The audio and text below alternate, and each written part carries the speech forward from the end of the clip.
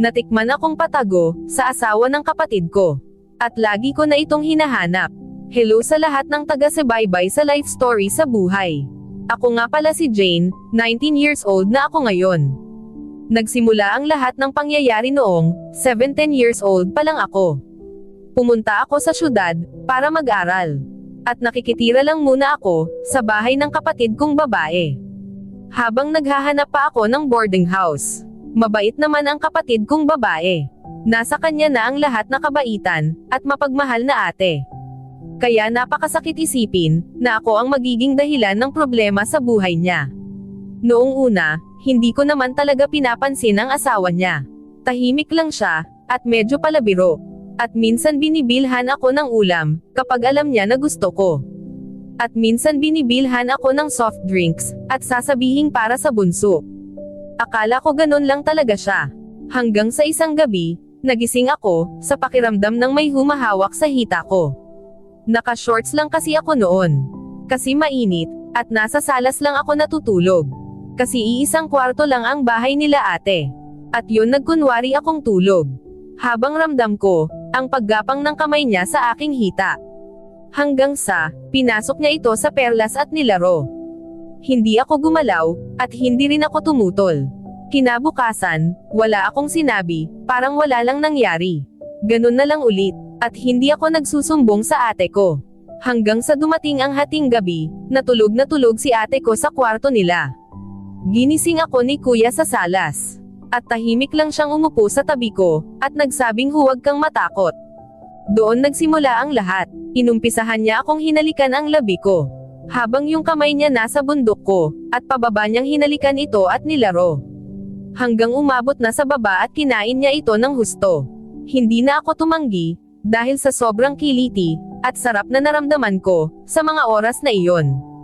Kaya tuwing tulog na si ate, pupunta na siya sa akin, at gustong gusto ko naman ito. Pero ang alam ko, dumating ang panahon na hinahanap-hanap ko na. Kapag hindi siya dumarating, sa tuwing wala siya, at doon ko napag-isipan na mali ang ginagawa ko. Pero hindi ko mapigilan ang init ng naramdaman ng katawan ko. Nagkukunwari pa rin akong inosente sa harap ni ate. Minsan tinatawagan ko pa ang ate ko sa trabaho. Kapag wala pa siya sa bahay, ginagawa ko lahat ng paraan para makauwi siya ng mas maaga. Pero hindi para sa sarili niyang kapakanan, kundi para matigil ang ginagawa namin ng asawa niya. Pero kahit anong iwas ko, pag nandyan na siya, bumibigay ako kaagad. Parang nawawala ako sa sarili kong pagkatao, kapag kinakain na niya ako. Hanggang ngayon lihim pa rin namin ang ginagawa namin, at wala pang nakakaalam. Pero kinakain na ako ng konsensya ko. Hindi ko alam kung mahal ko siya, o katawan lang ang habol ko sa kanya. Hindi ko rin alam kung paano ako makakawala, dahil hinahanap-hanap na ng katawan ko. Hindi ko alam, kung dapat ko ba talagang umalis, magsumbong, o manahimik na lang habang buhay. Naisipan ko na rin magsabi kay ate.